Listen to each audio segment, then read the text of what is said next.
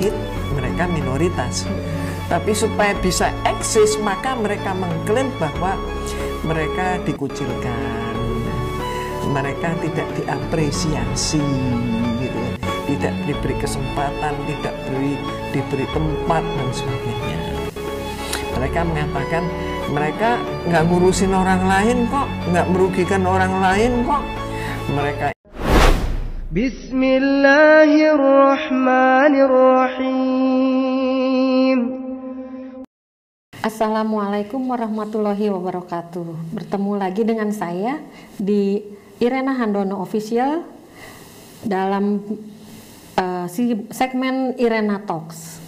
Irena Talks adalah pembicaraan kita membawa topik mengenai hal-hal yang sedang happening pada saat ini. Tentu saja bersama narasumber kita yang tetap cantik mempesona, iya, Umi Irena Handono. Itu mah berlebihan. Mana ada nenek cantik? Ada. Gak mungkin lah. Yang cantik itu yang muda. Oke, lanjut. Ayo, Mi. Gini, Mi. Kita sekarang sedang happening di Jakarta. Apa itu? Mengenai fenomena SCBD. Apa sih? Singkatan apa itu? Dulu kan Sudirman Distrik Bisnis, ya pokoknya kompleks bisnis, perkantoran lah yang ada di Jakarta Selatan itu, SCBD. Sekarang berganti singkatannya menjadi Sudirman Citayam Bojong Gede Depok. Terus dari bisnis pindah ke apa ini? Jadi di situ ada anak-anak muda, Mi, yang mereka fashion show di situ di tengah jalan. Maksudnya fashion muslimah, pakaian muslim? Bukan, pakaian casual lah, Mi, gitu. Mereka seperti di catwalk, seperti Pragawati. Tapi yang surprise-nya banyak juga selain mereka ada artis, bahkan ada pejabat. Ya, berarti menarik banget dong. Iya, pasti. Bagaimana remaja kita sekarang mengekspresikan dirinya melalui fashion show ini. Makanya disebutnya Citayam Fashion Week. Citayam Fashion Week. Iya. Tapi Umi mau tahu dulu supaya bisa berkomentar ya. Apa output daripada singkatan tadi itu? Apa itu? Daerah dari Citayam Fashion Group ini ya? Fashion Week. Fashion Week ya. Oke. Kalau ditanya tentang bagaimana tentang pemuda masa kini, ya berarti outputnya apa daripada kegiatan atau aktivitas mereka? Cuma cari eksis kayaknya. Kalau menurut Kristi ya, karena di netizen ini kan banyak yang pro dan kontra ya untuk masalah ini gitu. Nah, ini kan remaja kan? Oke ya. Kalau begitu Umi sederhanakan. Menurut Kristi, iya, remaja itu bagaimana? Apa dan bagaimana? Seharusnya ya, remaja itu belajar pasti. Remaja itu Pasti belajar. Pasti mencari ilmu baik agama maupun sekuler, itu pasti. Mencapai cita-citanya nantinya. Belajar, Iya. terus punya cita-cita, Iya. terus apa lagi? Bermanfaat sih, Mi, buat sesama. Sebagaimana dulu kalau kita lihat ke belakang pada zamannya Muhammad Al-Fatih. Wow, kita lihat sejarah nih ya. Dia umur di bawah 25 tahun sudah bisa menguasai daerah Konstantinopel. 25 tahun, kalau Umi bilang sih 20 tahun ya. Iya, sekitar segitu, Umi. Jadi maksud Kristi mau bertanya balik ya, kilas balik gitu ya. Terus remaja kita saat ini gitu ya, mampu apa? Ya. Kalau Muhammad Al-Fatih 20 tahun itu sudah memimpin armada, memimpin kerajaan gitu kan ya, katakanlah kalau disebut itu kerajaan. Berarti pakai pasukan perang ya, armada segala macam itu kan ya. Iya. Nah sekarang anak umur 20 tahun ngapain? Fashion show. Duitnya? Duitnya katanya sih endorse me. Jadi ada yang jadi sponsor. Oh, berarti di balik ini ada yang berkepentingan. Bisa jadi ada juga yang beli sendiri. Ada juga yang bilang Beli sendiri, duitnya dari mana? dari orang tuanya mungkin. Oh, jadi berarti kesimpulannya remaja masa kini dia mempunyai juga aktivitas membelanjakan uang atau harta orang tua. Bisa juga ada yang dari hasil kerjanya, tapi kurang paham kerjanya apa. 20 tahun? Iya mungkin. Itu ada juga yang di bawah 20 tahun, Mi. Yang 18, Kerja apa kira-kira? 19. Kurang jelas, Mi. Mungkin endorse kali. Dia memasarkan model pakaian, difoto, kemudian masuk ke medsos dan berbayar. Lagi-lagi lingkaran daripada pebisnis. Bisa jadi. Jadi apakah boleh disimpulkan bahwa remaja saat ini menjadi objek daripada bisnis? Ya, itu kan kalau menurut pengusaha adalah strategi marketing ya, Mi. Oh, Gitu. Oke, strategi marketing ya. Jadi mereka menjadi objek strategi Bisa. marketing. Ini kita harus tahu ini, ya. Kita harus tahu ini kalau seperti itu. Oke, berarti kalau tadi Kristi mengatakan tentang belajar, punya cita-cita, bermanfaat, itu boleh dibilang dreamnya Kristi, Iya. termasuk dreamnya Umi. Iya. Nah, Mungkin dreamnya dulu Muhammad Al-Fatih. boleh? Iya. Ya. Tapi realita saat ini remaja gimana? Ya seperti itu, Mi. Bahkan ada yang namanya generasi pelangi yang kita sedang happening pada saat ini. Apalagi tuh? Penyuka sama jenis, Melambai? melambai bisa, Apa namanya? Kemayu. Kemayu. Gitu ya, kemayu. Gitu. Jadi dari mungkin karena lingkungan juga sih, Mi. Kalau kayak gitu. Ya, lingkungan. Kalau lingkungan berarti bibit-bibitnya sudah lama ada dong. Iya, bisa jadi. Sebenarnya, Mi, kalau kita melihat ke belakang di Al-Quran atau di kitab suci manapun, sebenarnya Allah melarang nggak sih generasi pelangi ini?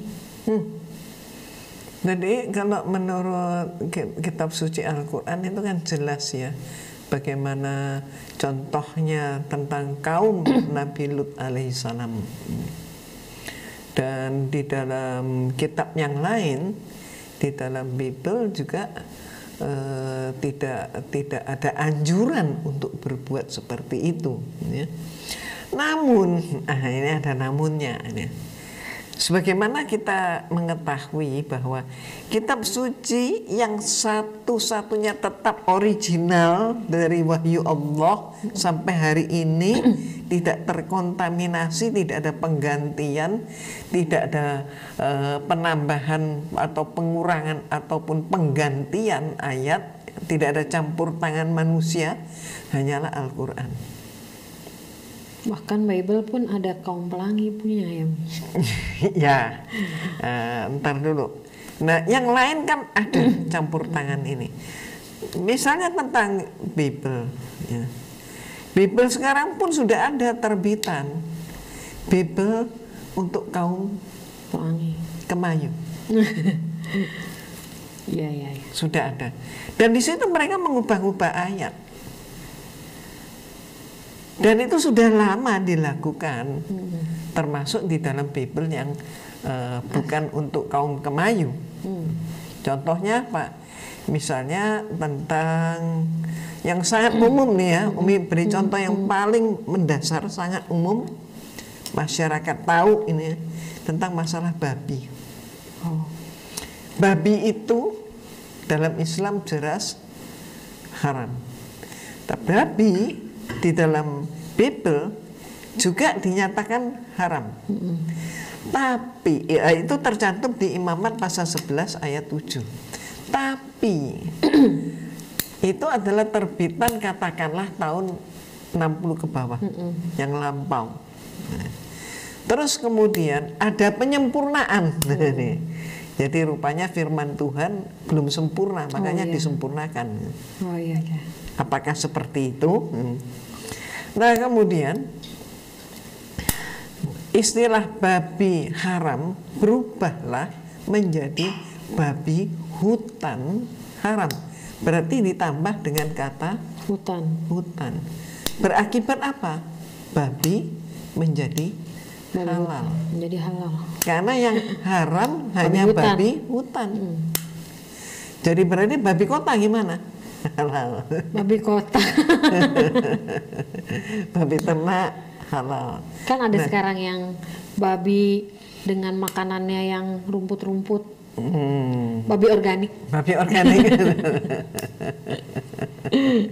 Nah, sehingga karenanya di dalam ini tadi kaitannya kenapa kok ngomong sampai begini ke babi, karena kaitannya adalah sebagai bentuk yang lain di dalam Bible untuk kaum Kemayu. Insya Allah bisa dilihat ini covernya Bible-nya ya. Nah, ini ada pelanginya. Ada ya lihat aja lah ya. Nah di dalam kitab di situ itu dikatakan bahwa sebagai contoh seperti tadi babi haram menjadi babi hutan haram. Jadi ada penyempurnaan istilah mereka ini. Penyempurnaan yaitu ditambah dengan kalimat. Jadi seolah itu hanya larangan untuk suatu tempat saja. Silakan bisa dibaca, bisa dibuktikan sendiri. Nah itu, sehingga akibatnya kaum Kemayu itu menjadi suatu tren baru. Dan fenomena. Dan ini terjadi sejak masa Paus Fransiskus. Jadi Paus Fransiskus, ini lihat datanya nih, ini ya, ini fotonya Paus Fransiskus ini ya.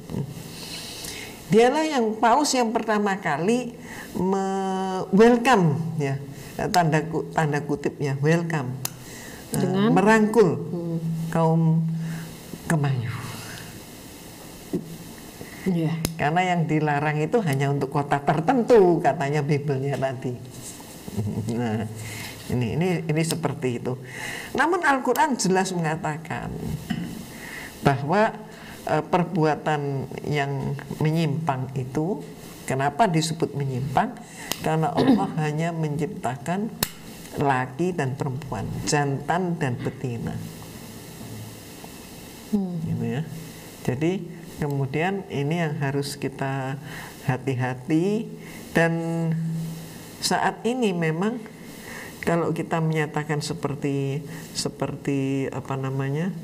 kondisi sekarang ini, di mana mereka juga mengatakan ya jangan menghakimi. Jangan menghakimi, jadi harus didiamin gitu. Nah, jangan menegur kami dengan seperti gaya yang tidak populer. Jangan menegur kami. Kami ini sudah menderita. Kami sendiri tidak menginginkan hal itu. Kalau bisa kami juga nggak mau hidup seperti ini. Macam-macam. Dan ini Kristi tolong nih diingat-ingat ini.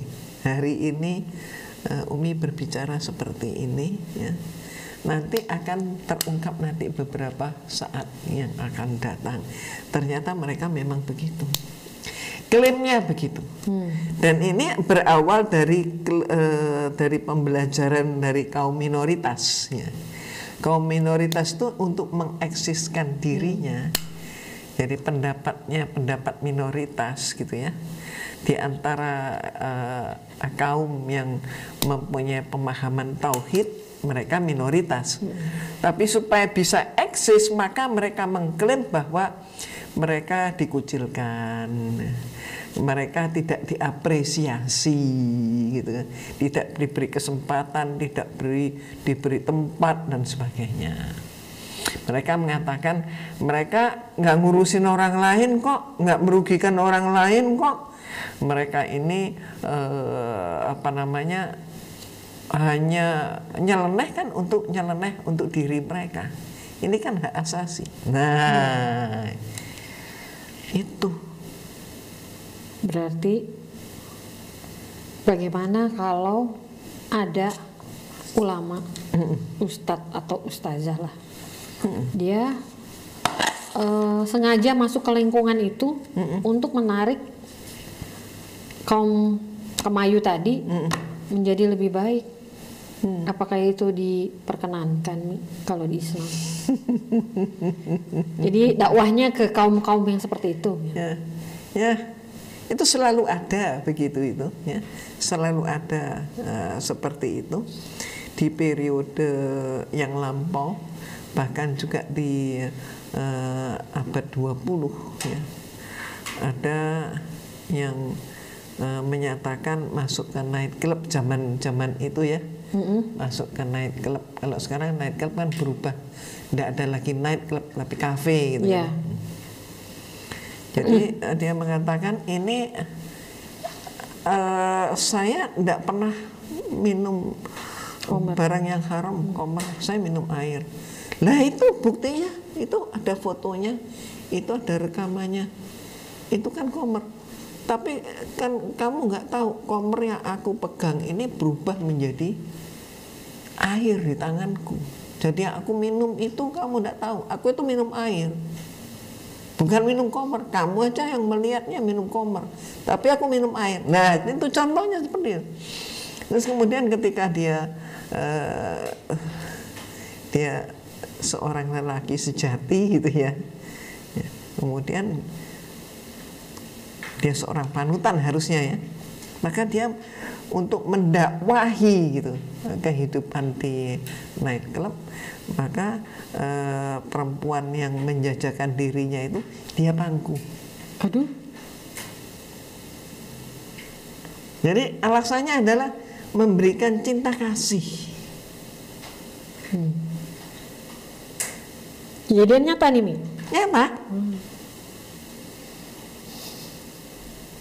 Berarti yang perempuannya masih pemuda juga ya? Pemudi? Gak ya nggak tahu mungkin ya, umur 50-60 gitu ya. Oh ya, ini kan batasannya. Jadi ya memang penjajah seks komersial. Nggak ada kan penjajah seks komersial itu yang di atas umur 35, 40. Itu dimangku. Aduh. Alasannya memberikan kesejukan, kenyamanan. Apakah begitu itu yang namanya dakwah? Dakwah itu kan ada rambu-rambunya. Gitu. Terus bagaimana kalau menyatakan ya itu kan kamu yang lihat itu komer, tapi bagi aku begitu aku pegang isi botol itu sudah berubah menjadi air karena tanganku. Nah, gimana ini? berat. Nah disinilah perlu suatu pedoman ya. Ya, kalau kita jelas, misalnya saja di dalam surat Yunus ayat 83. Di dalam ayat itu Umi langsung terjemah ya. Iya. Maka tidak ada yang beriman kepada Musa melainkan pemuda-pemuda dari kaumnya dalam keadaan takut bahwa Fir'aun dan pemuka-pemuka kaumnya akan menyiksa mereka. Sesungguhnya Fir'aun itu berbuat sewenang-wenang di muka bumi Dan sesungguhnya dia termasuk orang-orang yang melampaui batas. Jadi Fir'aun itu bertindak sewenang-wenang ya. Apa sih penguasa kalau bertindak sewenang-wenang? Zalim, membuat hukum sendiri, membuat aturan sendiri. Pokoknya kamu harus tunduk.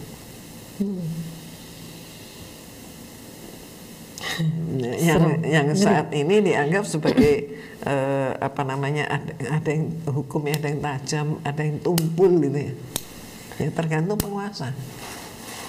Ya. Misalnya itu seperti itu. Ini kita ngomong dari sejarah nih. Ya. Fir'aun kan begitu. Nah, sekarang kita lihat dari hadis. Kembali lagi pada awal pernyataan Kristi yang tanya jawab diskusi kita.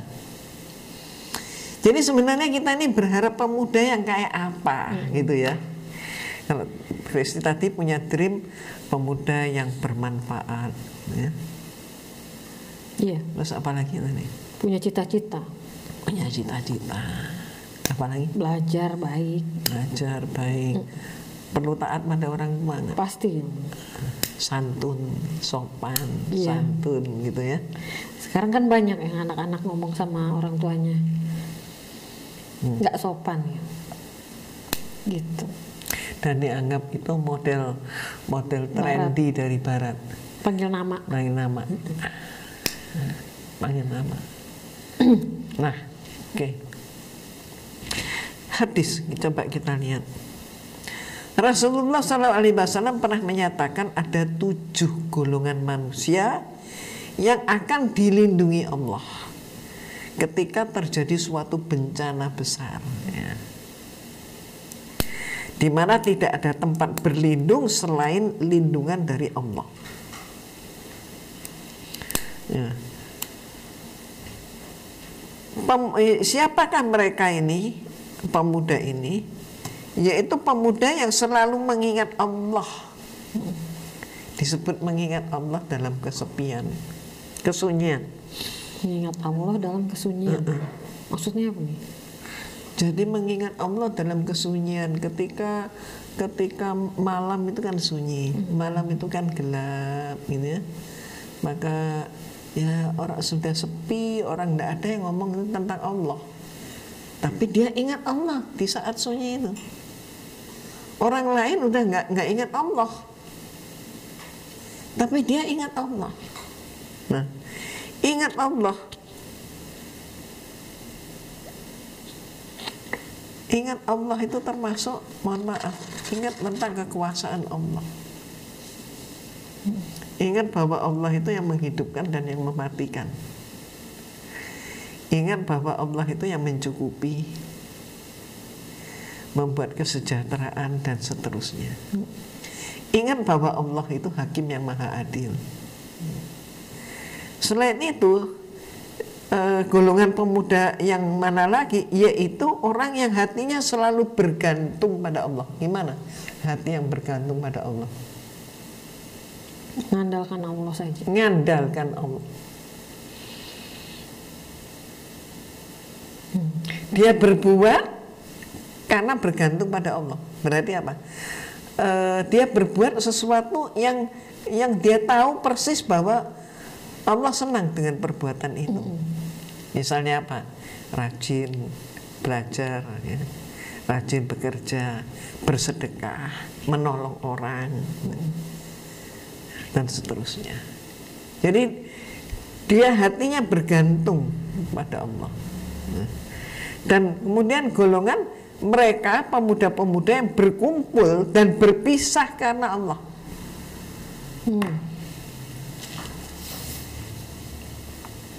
Berkumpul dan berpisah karena Allah.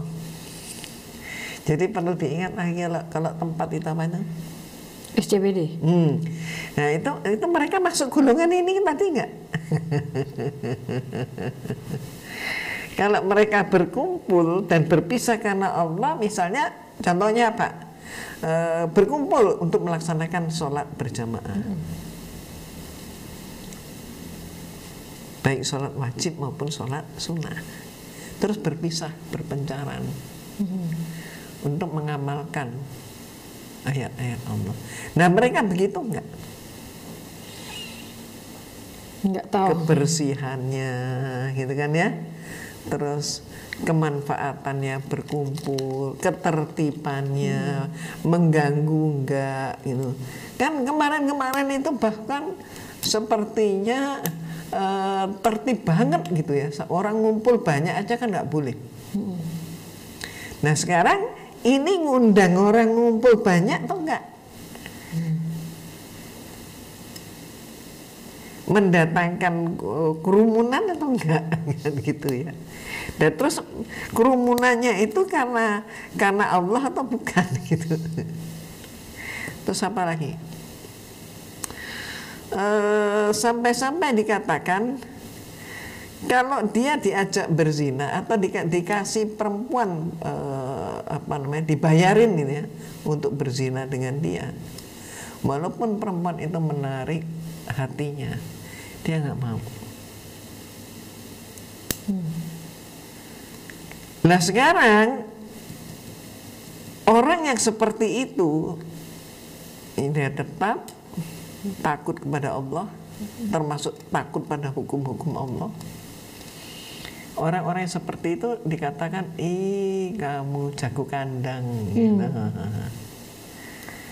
Oh dikasih nggak bayar kok nggak mau, itu macam-macam. Iya kemarin kan sempat juga ada yang ditawarkan oleh Pak Menteri untuk disekolahkan lagi, tapi orangnya menolak, anaknya menolak. Katanya sudah cukup jadi YouTuber saja. Itu salah seorang dari mereka menolak. Begitu. Daripada belajar di luar negeri dan itu menjadi cita-cita banyak orang. Iya. Mending jadi YouTuber. Banyak duit. Banyak duit. Jadi ukurannya kebahagiaan adalah duit. Mungkin seperti itu, Mi. Sejahtera kalau punya duit. Bisa kita buktikan deh. Iya. Kita lihat aja hari ini tanggal sekian, bulan sekian, tahun sekian, si A mengatakan seperti ini. Kita lihat, gak usah jauh-jauh, 3 tahun yang akan datang. 2 kali bahkan ditawarkan. Sudah 2 kali tidak mau. Gitu. Luar biasa ya. Iya. Fenomena YouTuber ini juga luar biasa. Luar biasa, mengubah peradaban manusia. Iya. Mas, kita yang diubah atau kita yang mengubah peradaban? Nah, ini. Ada satu yang sangat menarik ya, kalimat yang menyatakan pemuda yang menjadi dambaan kita atau pemuda yang disayang oleh Allah adalah apabila dia memberi suatu sedekah, maka tangan kirinya tidak mengetahui apa yang dilakukan oleh tangan kanannya. Itu di mana-mana ada yang. Di mana-mana ada. Di kitab suci mana aja. Tangan kanan memberi, tangan kiri nggak perlu tahu. Nggak perlu tahu. Jadi ikhlaslah gitu loh. Ya. Jangan memberi itu untuk pamer. Apalagi memberi untuk menunjukkan arogansi diri. Ya, kalau menunjukkan dengan arogansi diri itu gimana? Ya, katakanlah menunjukkan dengan arogansi diri itu ya dilempar-lempar barangnya. Makanan dilempar atau apa dilempar. Ya itu kan tidak ini ya, tidak elok. Iya. Minimal ya. Tidak elok. Nah. Tapi kan sekarang kembali lagi, zamannya ini sudah banyak mengalami perubahan.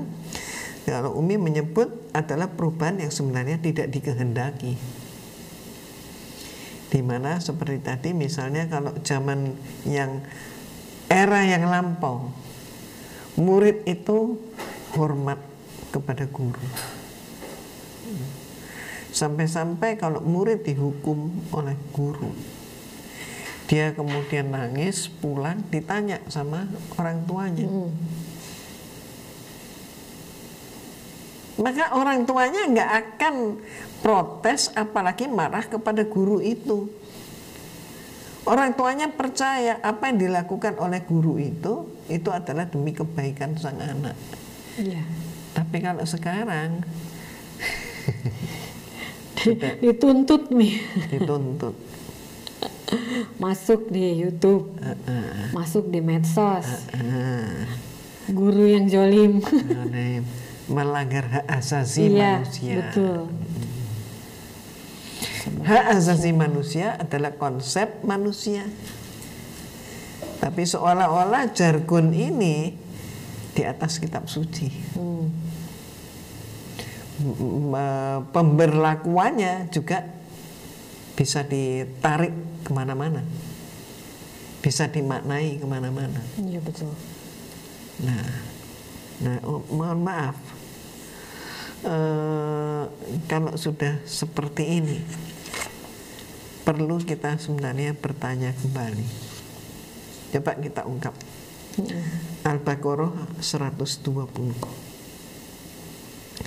Pada ayat itu Allah berfirman, hai orang-orang Yahudi dan Nasrani, ya ayyuhalladzina amanu, hai orang-orang mohon maaf, hai orang-orang Yahudi dan Nasrani, Umi langsung terjemah ya.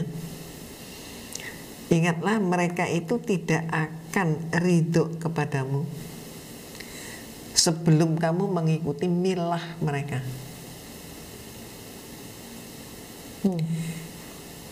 Dua golongan tadi yang disebutnya tidak akan ridho kepada kamu yang Muslim sebelum kamu mengikuti keinginan mereka, style mereka, gaya hidup. Nah, kalau kita lihat ayatnya ditulis dengan istilah milah. Apa yang disebut dengan milah? Milah itu sebenarnya ada mengandung 3 hal, ya, agama, budaya, dan pola pikir. Mereka nggak akan ridho, mereka nggak akan senang, mereka nggak akan puas kalau kita nggak ngikutin agama mereka, budaya mereka, atau pemikiran mereka. Iya. Berarti kan gaya hidup. Ada juga yang menerjemahkan menjadi gaya hidup itu bagaimana sih gaya hidup itu? Gaya hidup itu singkatan dari 3F. Apa 3F? Fun, food, fashion. Nah sekarang ini kan kelihatan nih. Contohnya remaja kita. Remaja kita ini, mohon maaf ya, umumnya mana yang ada senang makan sayur? Malah mereka mendapat julukan sebagai generasi tepung. Micin.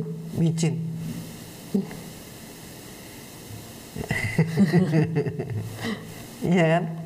Dan mereka kalau makan sayur, menurut pemikiran mereka, sayur itu makanan orang tua. Malah mereka mengatakan gue kan milenial. Nah, anak milenial. Food fashion. Maka kemudian yang fashionnya kayak apa? Ya fashionnya ya apa yang mereka lihat di dunia maya. Korea terutama.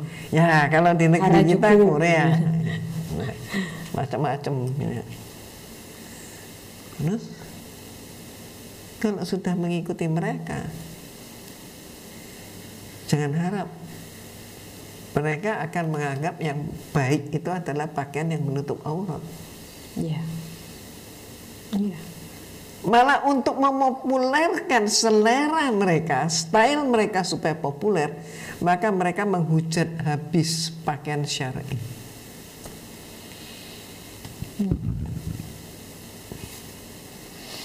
Jadi untuk menumbangkan, untuk menjelekkan, untuk memfitnah pakaian syar'i macam-macam dikatakan itu apa namanya kayak ninja lah gitu ya, macam-macam. Dan kemudian fun hiburan. Hiburannya gimana? Ya jangan-jangan, mohon maaf gitu ya. Kalau sudah banyak orang tertarik seperti di Sudirman itu sekarang apa singkatannya? Sudirman Citayam, Bojonggede, Depok. Coba dilihat, tadi kan sudah diperlihatkan, atau sekarang mau dilihat, boleh. Ini loh yang terjadi di sana. Nah, dengan pernak-perniknya yang seperti ini gitu ya, cuplikan-cuplikan seperti ini, apakah ini memang cocok untuk bangsa kita, agama kita, untuk masa depan kita? Apakah seperti ini yang kita cita-citakan Indonesia akan menjadi seperti ini? Yeah.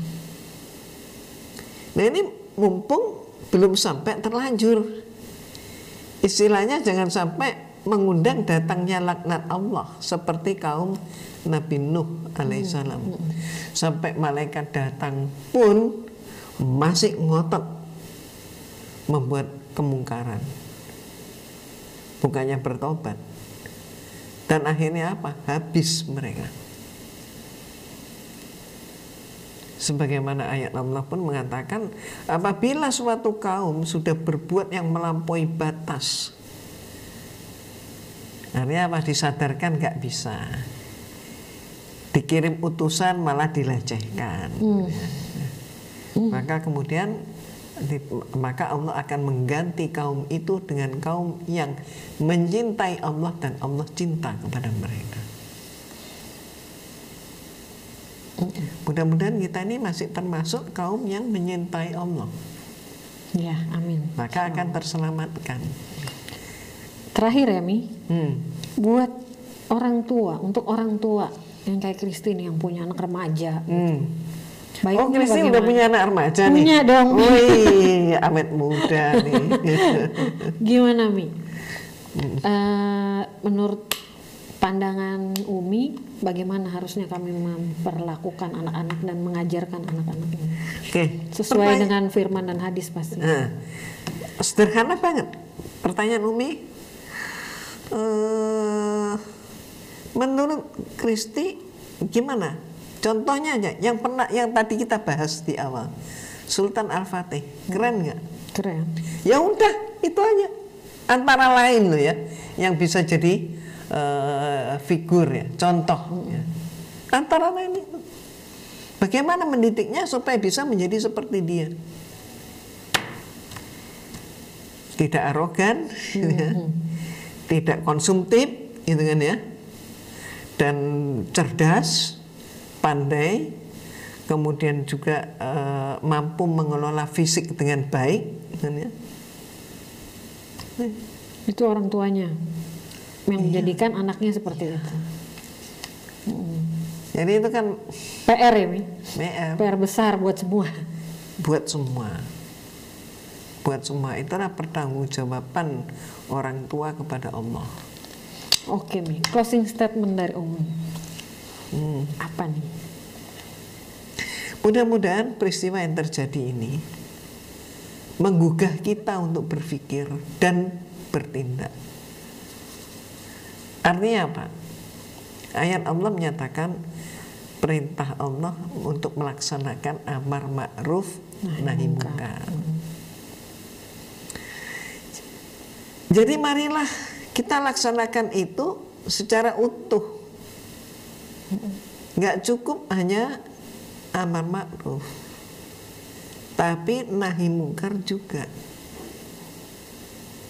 Nah, kalau memang perbuatan-perbuatan mereka ini hanya mendatangkan keuntungan untuk beberapa golongan, untuk kaum tertentu, misalnya untuk para pebisnis di bidangnya, gitu ya, maka coba timbang bagaimana dengan kerugiannya.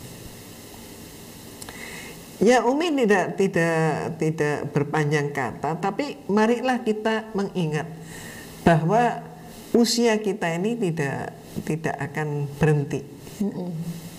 Setiap orang itu setiap hari menuju semakin mendekat pada kematian. Dan Umi cuma mengingatkan kembali, dan mati itu bukan berarti berhenti ya. Iya. Argonya masih jalan terus. Argonya jalan terus. Dan mati itu bukan berarti selesai. Iya. Ya, suatu kebodohan besar kalau kita menganggap bahwa dengan mati itu selesai. Enggak. Karena manusia itu terdiri daripada badani dan rohani. Berani menghadapi itu. Nah kalau dengan pengadilan di dunia aja udah takut, apalagi pengadilan akhirat. Pengadilan akhirat nggak bisa dimanipulasi. Nggak ada orang dalam. Nggak ada. Nah itu aja sih sebenarnya. Umi nggak apa namanya nggak pakai istilah yang apa namanya. Istilah yang tinggi, enggak kan, istilah awam ini ya, istilah awam insya Allah semua orang tahu, semua lapisan usia tahu, ngerti gitu. Berani ngomong bahwa manusia itu mati setelah dia bahwa manusia itu selesai setelah dia mati, berani ngomong begitu? Enggak. Itu. Demikian pemirsa perbincangan kita yang seru pada hari ini. Semoga menjadi membawa sesuatu untuk kita semua, membawa manfaat buat kita. Terima kasih Umi atas pencerahannya sore ini. Billahi taufiq wa hidayah. Wassalamualaikum warahmatullahi wabarakatuh. Waalaikumsalam warahmatullahi wabarakatuh.